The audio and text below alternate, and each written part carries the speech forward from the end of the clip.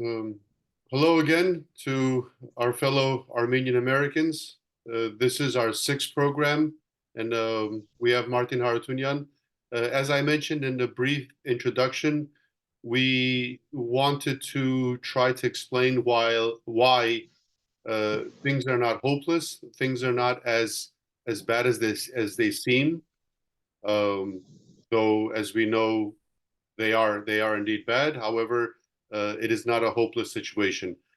Um, Hello, Martin. I think we're not going to make it a secret since we've been straightforward. Um what we can do is ask each other the provocative questions that most Armenians that are feeling hopeless are asking each other, or at least have in their minds, and then the other person will try to answer it as best as he can to try to get at least a portion of our population out of the slump. In American terms, when a baseball player is in a slump, he's striking out after strikeout after strikeout. He does all kinds of things to get out of the slump, whether he turns to religion or superstition or just goes to the batting cage more often. But the idea is to get out of this slump. Otherwise, you just stay in there and you're done for. Um, Right. so, what can you add, or what questions comes to mind? Before we even start, first I want to welcome you back to the States because you were just in Armenia recently. The last conversation we had, you were in Armenia, and uh, I'd also like to start off by giving you my condolences at the passing of your mom, Dikin Navart, to you and the entire Yevnukyan family. Dikin Navart was an amazing woman. Who left a lasting impression on everyone that met her, including myself. So I just want to say my condolences, my family's condolences to you and the entire Yevlugan family. Um, Thank you, Martin. Thank you. so yeah, so you just got back from Armenia. You were there. You kind of saw the the general apathy and disillusionment of the general public. Yet you were also with a small core of people that haven't lost hope, haven't lost faith, and are struggling daily. And those people are to be found in Opera Square day and night, 24/7 for the past, since last August 21st, August, I believe the sit-in right? started. Since last August. So that takes dedication and determination, which apparently there is no lack of amongst a certain segment of the population. So maybe we can start off by talking about that. What is driving these people to do that? How are they doing this? Who are they? That's that. I'm glad you started from there. I think it's aside from determination, it's just iron willpower. Because it may seem easy, it may seem like fun. Because if we see some of the videos, they're sitting around and snacking and singing songs, but we have to realize they're doing that to keep that willpower going. But beyond that is because I shouldn't say they, I count themselves among them, even though I'm not on the ground, so to speak, as well as you. It's having a knowledge of our history, albeit for myself on a very superficial level. I was raised here. My knowledge of Armenian history is what my parents have passed on to me and the little bit of reading that I've done. But the guys over there know history inside and out, and they realize that as bad as this situation is, we have been in worse.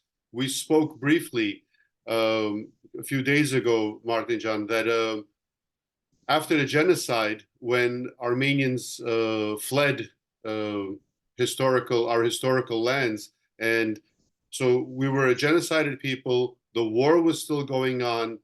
There was typhoid and tuberculosis.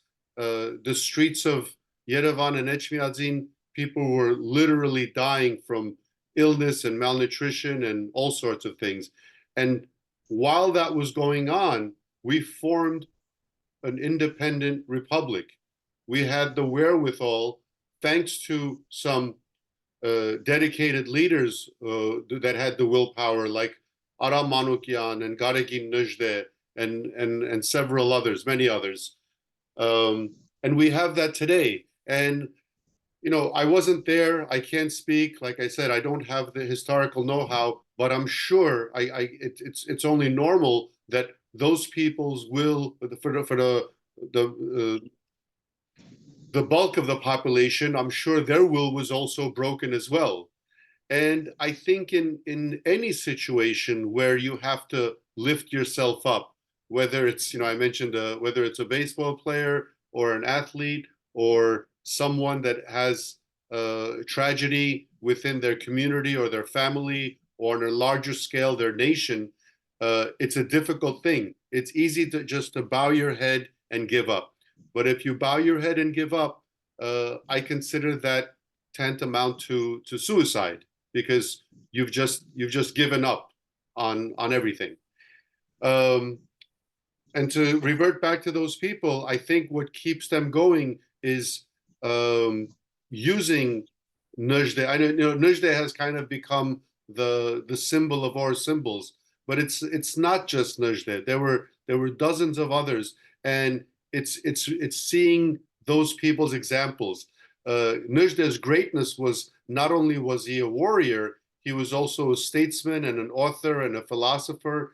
And it's because of the legacy that he's passed on to us that these young men and women in Opera Square constantly look at. And an example that you mentioned and that I've read about also from my knowledge, the people, Garagi Nijde, we've made we've elevated. Unfortunately, Armenians have this notion of Gnameri Arisirem, go die and then I'll love you. So while he was alive, he had less than 24 people that were with him, probably a little over a dozen that were continuously on his side. And every time there was a battle to be fought, he entered the local village and gathered up makeshift troops of a couple of hundreds, fought the battle, and then those men returned to their daily lives, whether they were farmers or craftsmen or whatever they were. But on a regular basis, he had, I think, 15 or 16 men by his side. It's not like he had this, 10,000 unit battalion with him. So we have to realize this. It is always, always, always the minority. So we can't give up because we see that the masses are in a slumber. It's normal. Unfortunately, it's normal. So we can't think. We have a tendency to believe that Armenians are the best or the worst. We're like, oh, what other nation on earth can endure so much and stay asleep and not wake up? Many nations do much worse than we do. However, what makes Armenia unique is in its, depending on what history you look at, but at least 5,000-year history, we've gone through many turmoils and have come out on top over and over again. And I'm sure we will also do that now. Of course, the sooner we do it, the less loss we'll have. The longer it takes, we'll have more territorial losses, and of course, more importantly, human losses.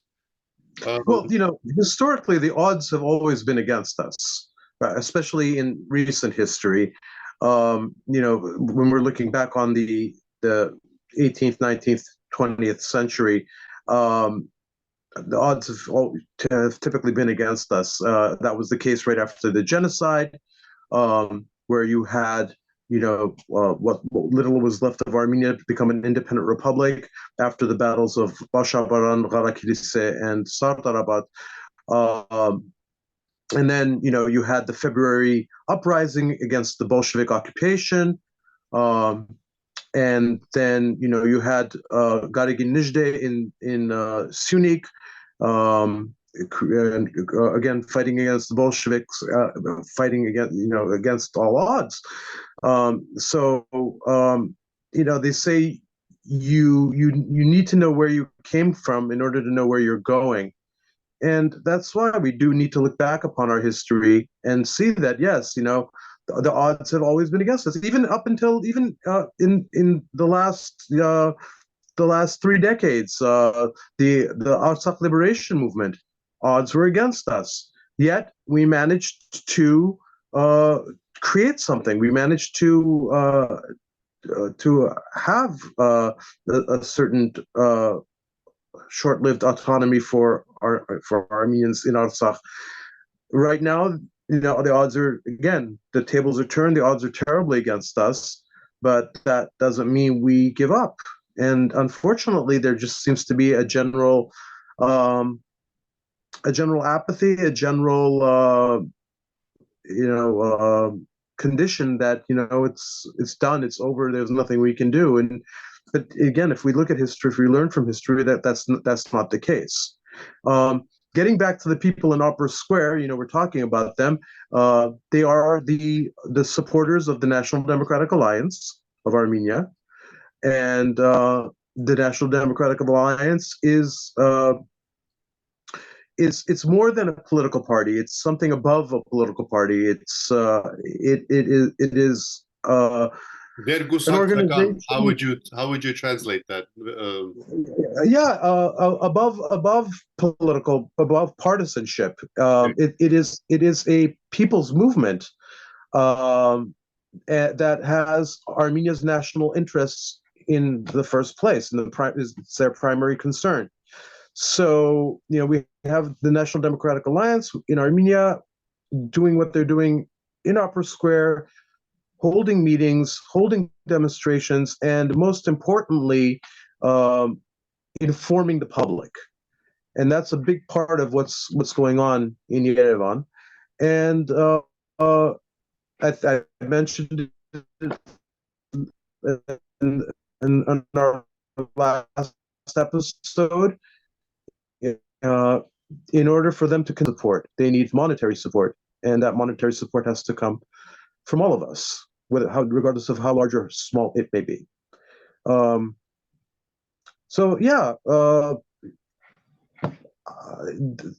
we see what's happening right now in Yerevan, and again, every news we get regarding the government in Yerevan is bad news. I haven't heard a single positive piece of new news lately, unless you have, Gokor. If you have you heard anything? There isn't anything positive, and I try not to focus on the details because I think we mentioned a couple of episodes ago that we talked about the 7th grade textbooks, and now they're saying that there's prescriptions necessary for pharmacies.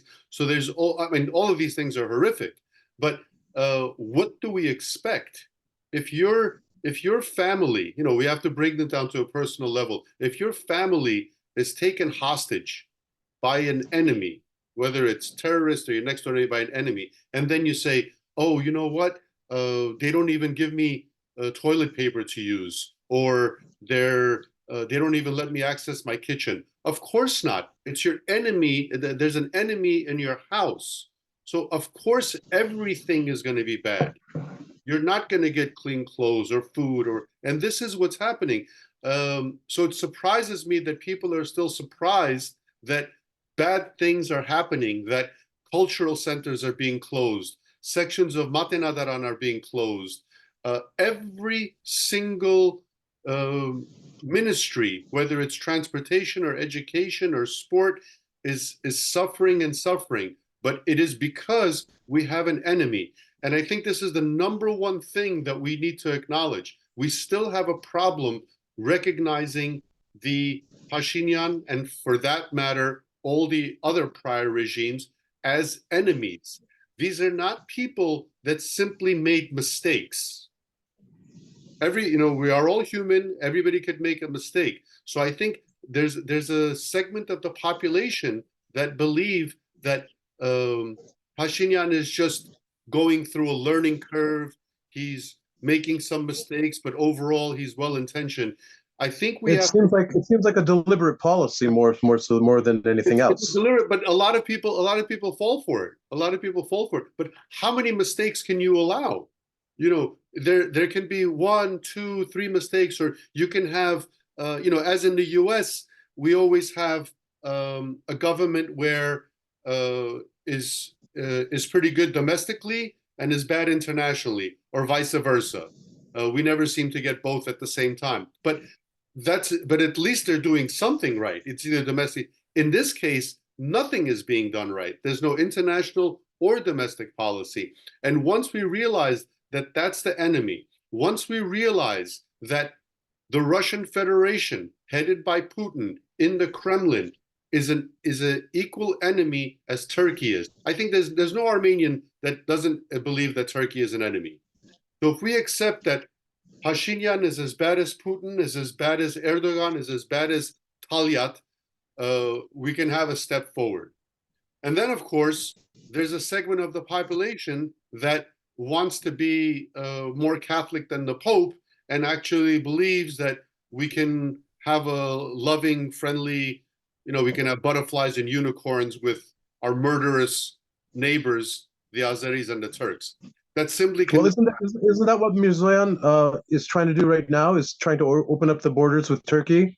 Yeah, well, Mirzoyan, whose Turkish agent name I believe was Omega, right? So again, we have to realize these are Turks. They don't necessarily have to speak Turkish or look Turkish or have Turkish DNA. When I say Turk, I mean it in the essence of what they are. They could be Danish for all I care, but their essence is a Turk. Turk being eponymous of what the enemy is. So let's say these are the enemies. So we have to accept they're an enemy.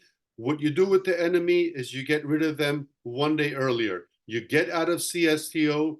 You seize any kind of BS negotiations with Aliyev. He's meeting in Munich. They meet in Brussels. They meet here and there. Meeting for what? This man just recently killed thousands of your boys, and you're meeting with him to discuss what? It's beyond absurd.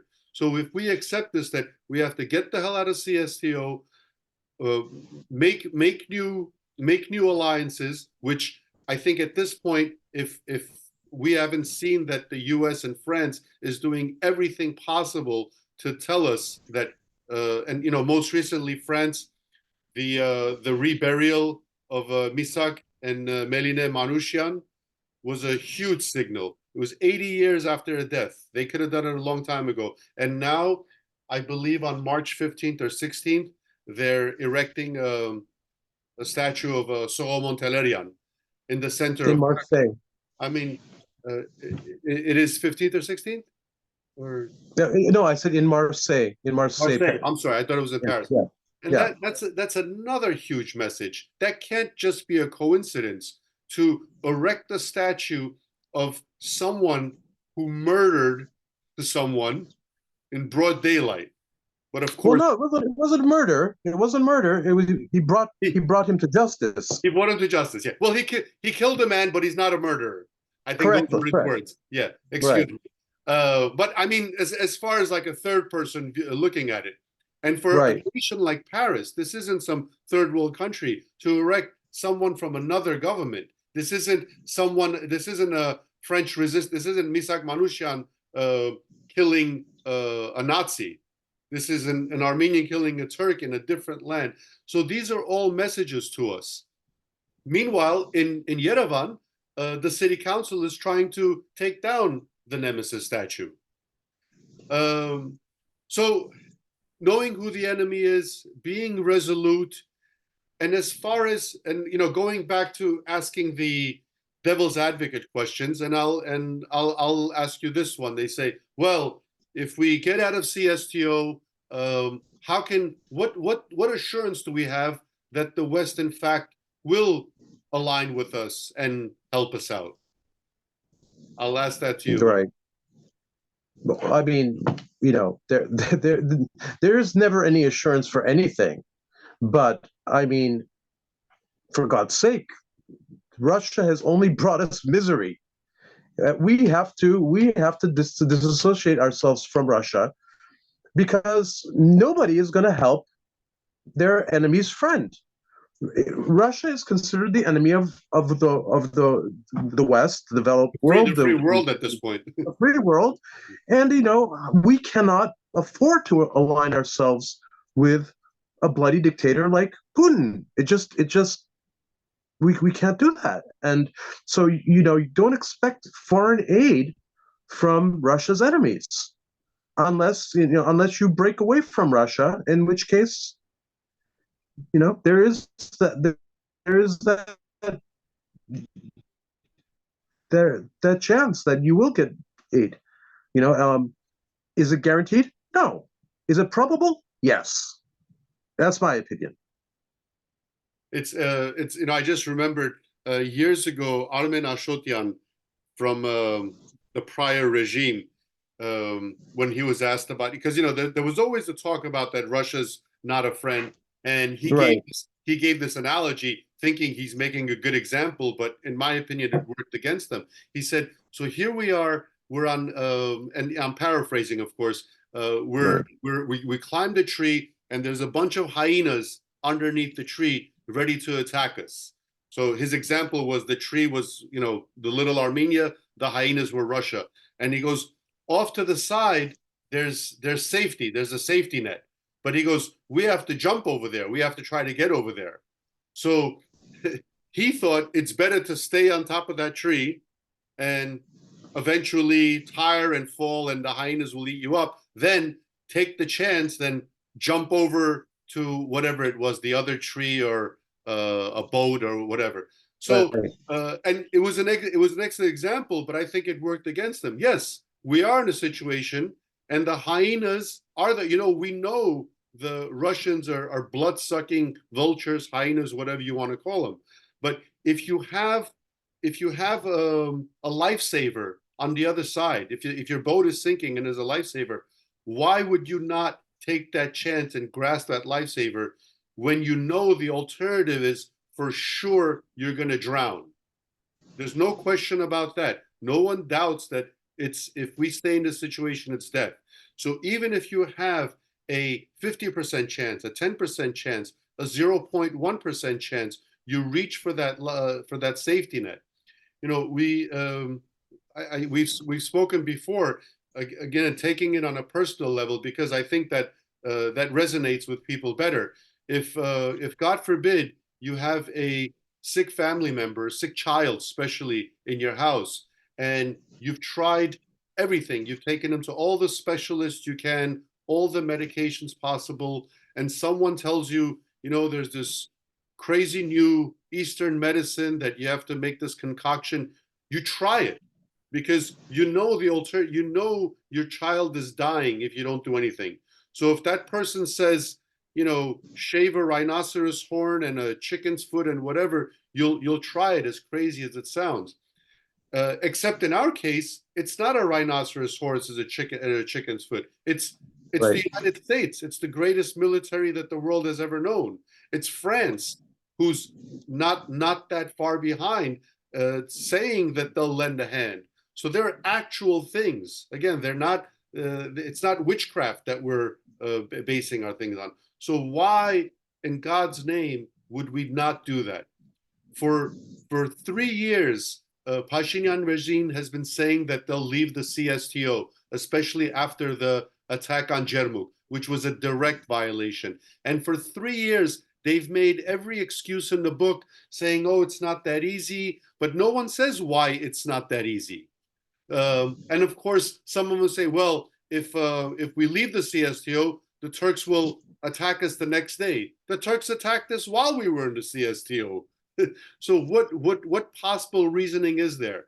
On top of that, the U.S., namely when Pelosi's visit, they said in no uncertain terms that we cannot give military assistance as long as you are a member of the CSTO. In Armenian, they say, Shida koske eşine nasum. You speak the truth to a donkey, but unfortunately, the American elite treated us like donkeys. They were forced to say it to us directly, aside from all the mixed messages.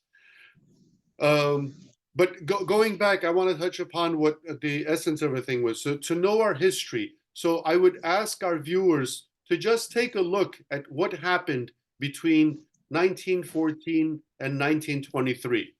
I think those dates would cover where the Armenians were at, how much we had suffered, and what we got out of it ultimately. Um, Unfortunately, we weren't able to maintain it, and that's a longer story. There was a lot of politics involved in the why the West wasn't able to prevent us from being taken over by the Bolsheviks at that time. But we did establish a true independent republic. I don't refer to it as a first republic because first republic implies there was a second and a third. It's our only republic. The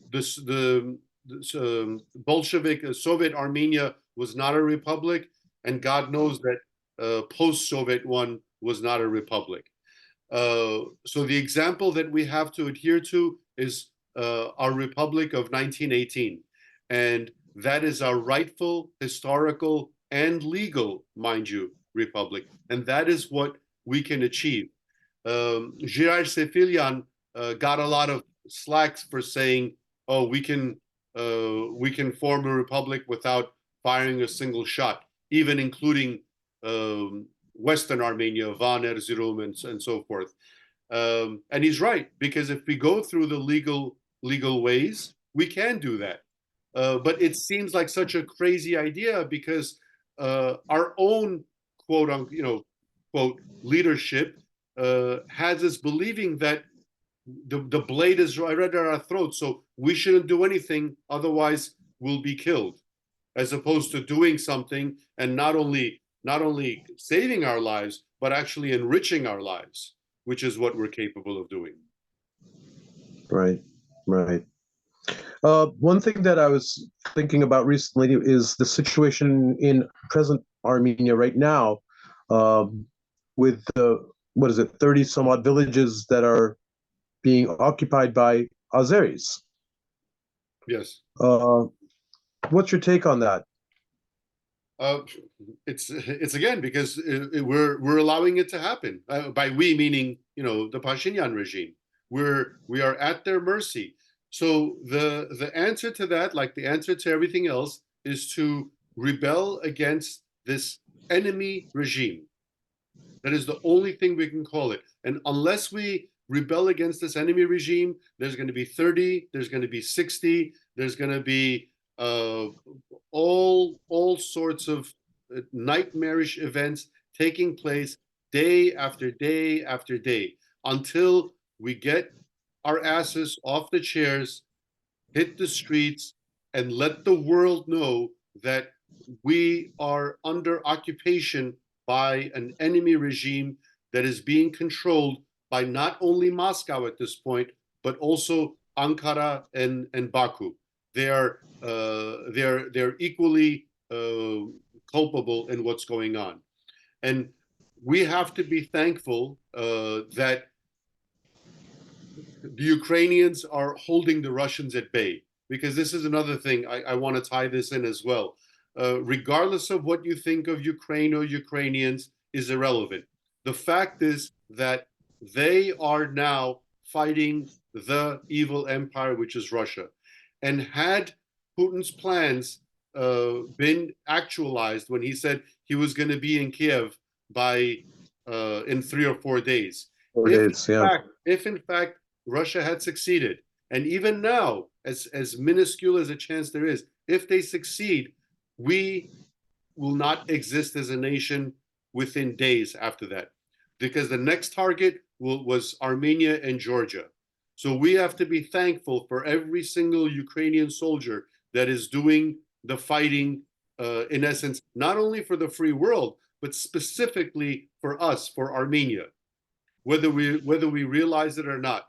And we should also support every Ukrainian effort to destroy Russia, because Russia at this point has to be destroyed unequivocally. Russia cannot exist the way it is. They might exist in a much, much smaller portion, but unfortunately, when the Soviet Union disintegrated, it wasn't done fully. This time it has to be done fully for the sake of Armenia, for the sake of dozens of other nations that deserve their independence, whether ex-Soviet republics or nations that are within the Russian Federation right now. And we have to realize that there's a lot of false propaganda coming out of Russia, believing that they will win. They cannot win. This is not me saying it. This is military experts from all over the world. However, it's taking a long time. And as Armenians, we have to do everything that we can to support Ukraine in its war efforts and to have Russia destroyed. Because if they do not succeed, for whatever reason, we have to realize that is the end of Armenia. And when Ukraine succeeds in destroying Russia, we have to immediately use that opportunity to form a patriotic national government. Throughout history, every time Russia was in shambles, we've had a victory. And this is yet another example of that. And I know that's going to happen. My only concern is that we're prepared to accept it, not like the fall of the Soviet Union when it was just handed to us. And of course, there was the Karabakh Committee, which was controlled by the Kremlin, and my naive brethren fell for it. The true leaders of the Artsakh movement, like Igor Muradyan, got put to the wayside, and the Bolshevik leaders like Levon Ter-Petrosyan came into place and fooled the people. They are trying that now again. We know who the Patriot leadership is. Many of them are in the National Democratic Alliance. We have figures like Varujan Avedisyan and Girar Sefilyan and Ara Papyan and Garegin Chugazisyan. And then on the other hand, we have these, I don't even know what to call them. We have the Tigran Khazmalyans and the Shirinyans and the Babajanyans, who are trying to portray themselves as being Western, but we know that they're no different than what Levon and his cohorts did in 1991. Right. Well, it's pretty obvious that those names that you just mentioned, they're just blowing hot air, and they don't even really have any popular support behind them. It's whereas the NDA is a grassroots movement, and it has followers in not only in Yerevan, but as we saw today in Gyumri and elsewhere, and it has the support of common people, even though they might not be in the thousands. It's genuine. It's that's at least that's what I saw when I was in Armenia. There's a genuine support because people have come to the realization that the people that are involved are genuine, and they have a plan. They have a plan of action, and they seem to know what they're doing. And as opposed to the other people that you mentioned, who just okay, they might be critical of the present government, but they don't have a plan of, well, what happens next. Whereas the NDA definitely has that. And again, as we mentioned in our previous episode, go to the website, ajbever.com, and check out the program. And there's also in English language, so it's in English, right, Russian, and Armenian. Right. So you can easily make access and familiarize with it. And most importantly, we have to realize the let's if we focus in on Girar Sefilyan, we'll see that throughout the years he has always been targeted, whether it's by the standing government or the standing government's cohorts. And there's a Right. reason why he's the target, because he is the one that for decades, starting from protecting the Armenian territories in Lebanon in the early 80s, all the way through now, he is the one that has been Armeniocentric, has not strayed from his ways, it has not been corrupted at all. They every time they tried to slander him, it wound up working against them. And we have to realize the second you see any power, even slightly, uh, attacking Jira Sefilian, but pretending to be democratic and Armenian-centric, you know there's something wrong. Most recently it was done with that Areyan guy. He started accusing Jair of Sefilian of ridiculous things. So we have to know what's right is right. Martinjan, as usual, our time flew by. We have a little Oh my under, God, really? yeah, we have a little under Wow. 3 minutes. Yeah. And I'd like you to kind of wrap up. I know as usual, I did a lot of the talking, but I No, want no, you to no. summarize. Yes. I mean, one thing that is true that you just mentioned, Sefilian is definitely has been consistent. He is the same Girard Sefilian he was 30 years ago. He's the same. It's true for Arapapia. There's a consistency.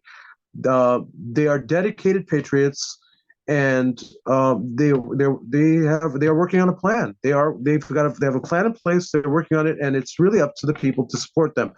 It's not over. This. I think this was the important message of today's meeting. It's not over. We have a lot of work to do, and we can't give up. We can't give in to defeatism. Um, it's unacceptable. We have to keep moving forward. I think that's the message for And today. and for the Americans, I think we have to realize, we need our Boston Tea Party, we need our Lexington and Concord, we need our Bastille Day. Nubarashen, the prison, needs to be taken down brick by brick. Varujan Avedisyan and the other Sasnadzrer need to be released. Uh, Absolutely. if obviously there's no legal means, so the people, just like, because we have to remember Bastille was a prison, not Right. Nubarashen. Nubarashen, except we don't need pitchforks anymore. But if enough people go to Nubarashen, surround Nubarashen, we can free Varujan Avedisyan, who is a Hayorti. I forget my English words. Um, he's a son of Haik. Varujan Avedisyan should not be in prison one moment longer. The fact that we as a nation have tolerated that speaks of our defeat. Free the Right. Sassanid and free Armenia. And we are out of time. I'll see you next time, Martinjan, and see you next time, viewers. Absolutely. Thank you. And hopefully we'll have a guest with us for our following meeting. All right. Good night, Yes. everyone. Good night.